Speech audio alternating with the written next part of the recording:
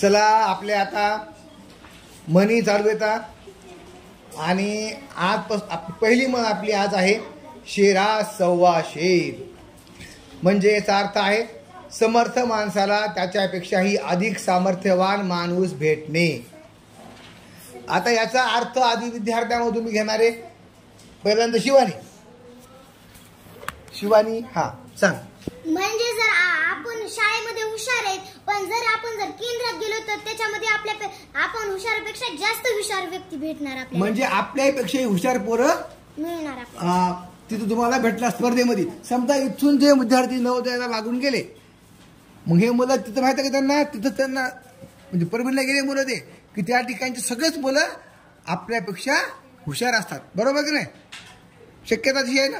म्हणजे त्या ठिकाणी सगळे नवोदयाला लागले विद्यार्थी सगळे शेरा सव्वा शेर असतात. किंवा आता समजा इथं हा सुप्रिया तिकडं शाळेमध्ये खूप हुशार होती वर्गातून पहिला नंबर आणि ती जर आपल्या शाळेत आली तर आता तिच्यापेक्षाही अधिक हुशार आपल्याला मुली दिसायला. बरोबर आहे की नाही? किंवा समजा आता आपण असं समजतो की कोल्ह्यापेक्षा ताकदवार कोण आहे? लांडगा. कोल्ह्याला काय करतो? लांडगा नाही का असं मारीन बघा, आहे की नाही? लांडग्याला कोण मारीन? वाघ, आहे की नाही? म्हणजे हे एकमेकापेक्षा ताकदवार असत ना तर त्याला म्हणलं जातं शेरा सव्वा शेर. म्हणजे इथं काय अर्थ?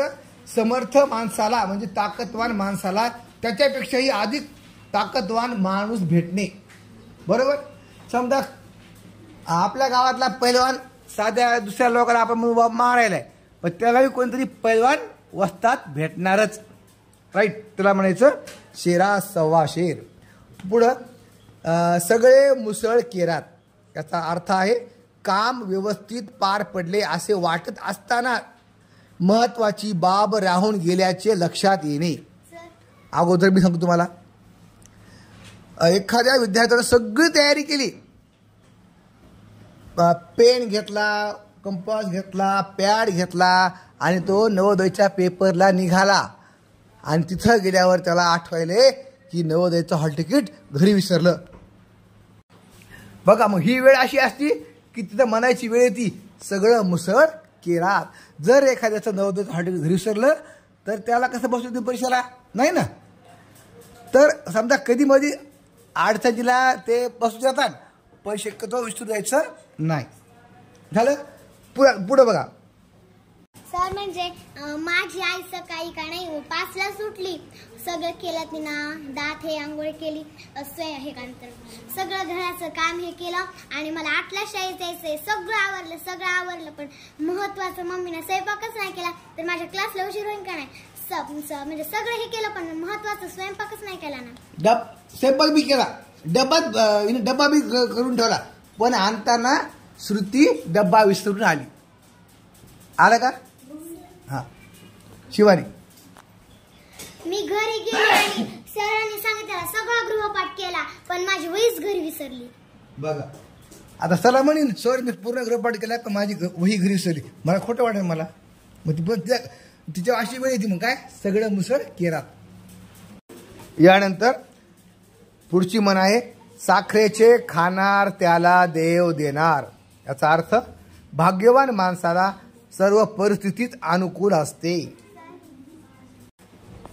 एखादा मुलगा खूप गरीब आहे आणि ते जिल्हा परिषदच्या शाळेमध्ये शिकतो पण त्याच्या घरची परिस्थिती खूप अशी हे पण ते शाळेत वर्गामध्ये खूप हुशार आहे. त्याला घरी काही वह्या पेन आणायची गरजच पडत नाही. त्या शाळेतूनच त्याला सगळं भेटतं. म्हणजे त्याचा म्हणीचा अर्थ असा होतो. आता बघा या वर्षी आपल्या गरीब विद्यार्थ्यांना आपल्या गावातील हेल्पिंग हँड्स या ग्रुपनं काय केलेले त्यांना दप्तर, वह्या, कंपास हे त्यांना दिलेले आहे की नाही? बरोबर. त्यानंतर आपल्याकडं तुळजाभवानी नावाची बँकेचे लोक आले होते. त्यांनी पण वर्ग पहिलीतल्या आता बघा समजा एक मोठी विद्यार्थिनी बघा आपली अंजली, तिला हेल्पिंग हँड्सतर्फे काय झालं? तिला दप्तर भेटलं, वह्या भेटल्या आणि तिची बहीण पहिलीमध्ये होती तिला पण भेटलं गेलं तुळजाभवानी बँककडून. म्हणजे बघा ना ते व्यक्ती तिचे आई वडील गरीब आहे तर ते काय झालं बघा बरं. म्हणजे ते इतके भाग्यवान ठरले की मोठ्या पुरड्या शाळेतून भेटलं आणि लहान्या पुरड्या शाळेतून भेटलं. म्हणजे साखरेचे खाणार त्याला देव देणार, याचा अर्थ काय? भाग्यवान माणसाला सर्व परिस्थितीच अनुकूल असते. आता पुढची म्हण आहे सुंठी वाचून खोकला जाणे. म्हणजे उपाययोजना करण्या अगोदरच संकट दूर होणे. हा, आपल्याला खोकला यायला हे व्हायलंय, पण आपण का नाही असं आई म्हटली की उद्या खूप म्हणजे 5-6 दिवस झाला आपल्याला खोकला झालाय, तर पप्पा म्हटले उद्या आपण दवाखान्यात जाऊ. पण आईने रात्रीच आपल्याला काढा करून दिला ह्याचा, आणि सकाळपर्यंत हळद गुळाचा काढा करून दिला. सकाळपर्यंत तर आपला खोकला पण राहिला, आणि आपल्याला स्पष्ट आहे हे बोलता येऊ लागलं, खोकला येऊन गेला. म्हणजे दवाखान्यात जायच्या आधीच आपला खोकला घरीच राहिला. राईट. म्हणजे उपाययोजना करण्या अगोदरच संकट दूर होणे.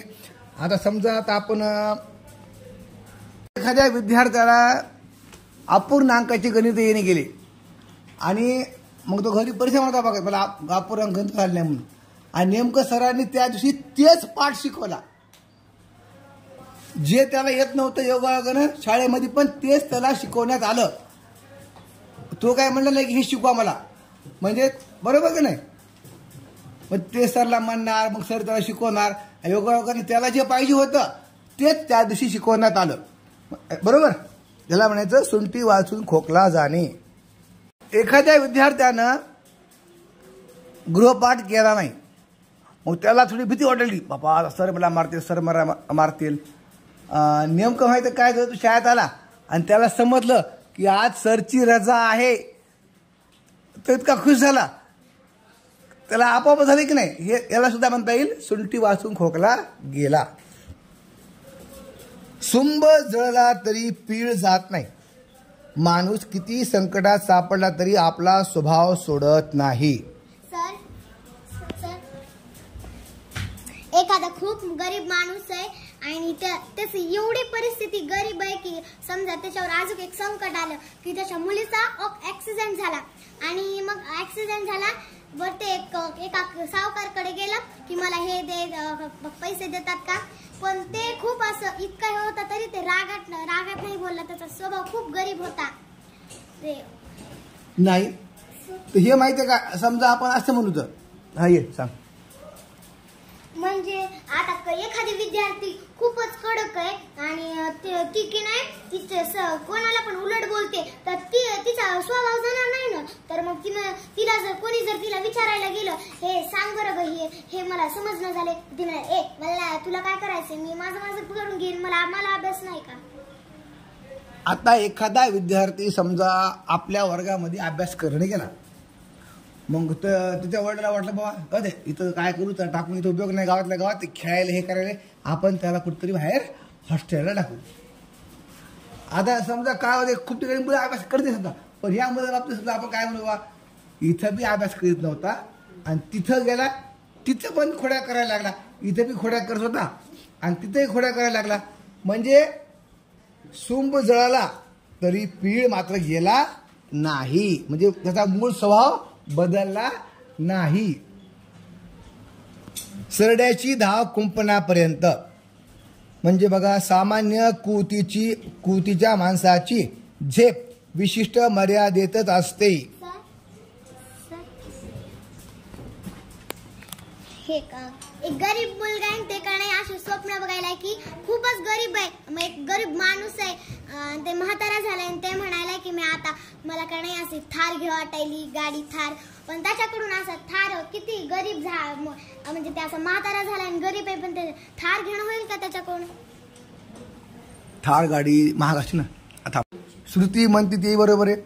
समजा बाबा आता ह्या माणसाची कंडिशन आहे बाबा छोटी गाडी घ्यायची आहे, काय जुनी पुराणी सेकंड हँड गाडी घ्यायची आहे, पण स्वप्न मात्र त्याचे मोठे मोठे आहेत, आहे की नाही. म्हणजे बा गरिबी आहे ना, तो गरिबाप्रमाणे तो गाडी वाहन खरेदी करू शकेल. आपल्या पाहायचं सरडा. आता सरडा माहिती आहे का, शेताच्या झाडामध्ये वर असतो राहायला, ते माहिती जेव्हा झाडावर खाली येतो की नाही, तो इतका फास्ट पळतो का आपल्याला वाटतं किती लांब पळेल की, पण झालं थोडं पळतो आणि जाऊन थांबतो. बरोबर का? कारण त्यानं किती पळलं तरी तो शेताच्या बाहेर जाणार नाही, कुंपणाच्या बाहेर जाणार नाही. खूप झालं तर हे रोड वलाडून इकडे जाईल. मग याला असं म्हणायचं की समजा आता काय एखादा मुलगा आपल्या वर्गातला छोटा मुलगा आहे, वर्ग पहिलीचा वर्ग आहे. तुम्ही काय म्हणला, मी जाऊन त्याला मारणार त्या पोराला द्या. काय नाही, इथून वर्गाच्या बाहेर गेला आणि तिथं जाऊन थांबला आणि जाऊ द्यावा ते खूप लांब तिकडे म्हणला आणि वापस आला. म्हणजे सामान्य कुवत आहे त्याची, त्याची क्षमता कमी की नाही म्हणून ते मोठा पडसा वाटत आहे का? नाहीच. फक्त म्हणला ते मारीन बाबा, पण आला वापस.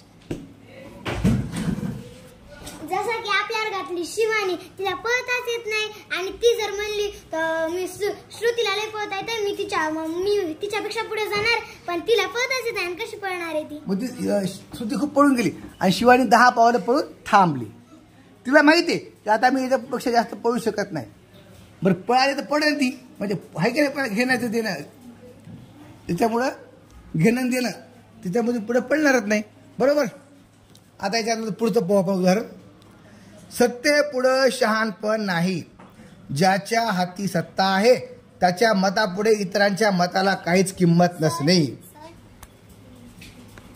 समजा डीएम एवढे मोठे आहेत की त्यांना जर एखाद्याला जर काही आंदोलन मोठं काही काम करायचं असेल तर त्यांच्याकडून असं हे परवानगी घ्यावी लागते, पण त्यांच्या पुढे कोणाचं चालणार आहे का? आता हे समजा घाटवे सर त्यांना न विचारताच म्हणजे असं काही हे केलं तर ते त्यांच्या त्या सत्तेपुढे शहाणपण जमणार आहे का घाटवे सरांचं? नाही. डीएम म्हणजे कोण? डीएम त्यांना डीएम म्हणजे कोण? काय सीएम? डीएम आपण समजू आता एखाद्या शाळेच्या शिक्षकाला, आता शाळेमध्ये आपल्या शाळेचा बस कोण असतो? समजा मुख्याध्यापक असतो की नाही.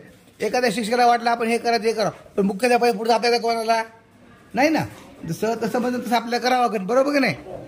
समजा बा आम्ही म्हणलं की बा मुलांना काय करा 2 बिस्किट द्या आणि साहेब ते म्हणजे 5 द्या, 5 द्यावं लागतं ना आपल्याला, आहे की नाही? म्हणजे सत्तेपुढं शहाणपण नाही, इतरांच्या मताला काहीच किंमत नसते. हत्ती गेला आणि शेपूट राहिलं. कार्याचा मोठा भाग पार पाडून थोडेसे कार्य शिल्लक राहणे. सरनं मला खूपच बखळ अभ्यास दिलाय आणि मी मला वाटलं सगळं केलं आणि दुसऱ्या दिवशी शाळेत आले आणि सर म्हणले की प्रश्न उत्तर दाखवा. मी नेमके प्रश्न उत्तरच केले नाही. म्हणजे सर आपण धरू की 10 पानं अभ्यास करायचा होता, तिनं 9 पानं अभ्यास केला, 1च पान उरले. म्हणजे कामाचा खूप मोठा भाग झाला आणि छोटासा भाग उरलाय. तर याला म्हणायचं हत्ती गेला आणि शेपूट राहिलं. हा सुधी. माझ्या मम्मीला दिवसभरात सगळं काम पार पाडायचंय. आईनं सगळं केलं, स्वयंपाक केला, सगळं झाडून काढलं, हे केलं आणि छोटंसं काम राहिलं. मम्मीने का नाही हेच नाही केलं, फरशीच नाही पुसून घेतली. बस जेवणानंतर फरशी पुसायचं काम राहून गेलं. म्हणजे दिवसभर केलेलं काम हत्ती आणि फरशी पुसायला राहून गेली शेपूट. लक्षात. पुढं. हातचे सोडून पळत्याच्या पाठी लागणे. जे खात्रीपूर्वक सहज मिळण्यासारखे आहे ते सोडून ज्याच्या मिळण्याबद्दल खात्री नाही ते मिळवण्याचा प्रयत्न करणे. एका झाडाला खाली बघा लटकते 2 आंबे येतात. त्याला गोविंदचा हात पुरला. हा, पण गोविंद मला हे 2 नको म्हणला.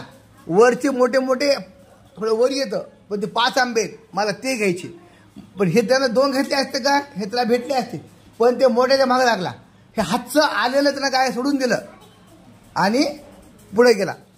समजा आपण असं समजू की बाबा एक विद्यार्थी काय झाला, इथं नवोदयाला लागला, जवळ नवोदयाला लागला आणि मग तो म्हणला मला नवोदयाला नाही शिकायचं, मला माझ्या मामाच्या गावाला जायचं.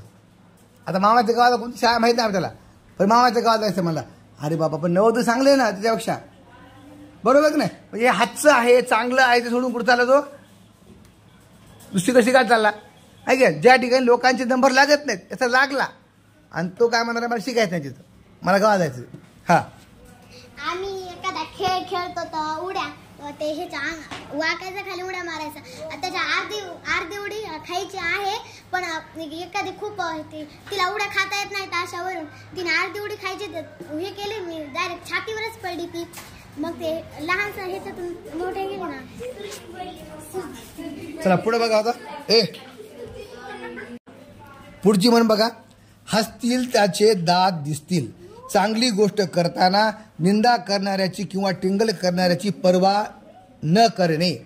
समजा तुम्हाला चांगलं काम करायचंय तर तुम्ही जरी तुम्हाला लोक हसायला येतं, तुम्हाला लोक नावं ठेवायला येतं, तुम्ही त्याचं नाव ठेवण्याकडे जाऊ नका. तुम्ही तुमचं काम करत राहा, तुम्हाला यश मिळणार आहे.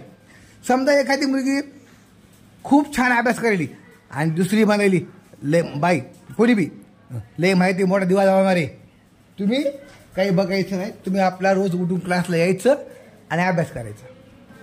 एखादी मुलीला का नाही 5वीत येते आणि तिला का नाही तिने एक जिद्द धरली की मी नवोदयाला लागणार म्हणजे लागणार. ती दिवस रात्र कष्ट करायली, म्हणजे शाळेत दुपारच्या सुट्टीत जेवण झालं की बेंचवर बसून अभ्यास करायली. पोरी डबा ठेवायला आला की म्हणाय लय शहाणपण दाखवायली, कधी पण अभ्यास करायली आहे, पण त्याच्याकडे लक्ष देऊ नका.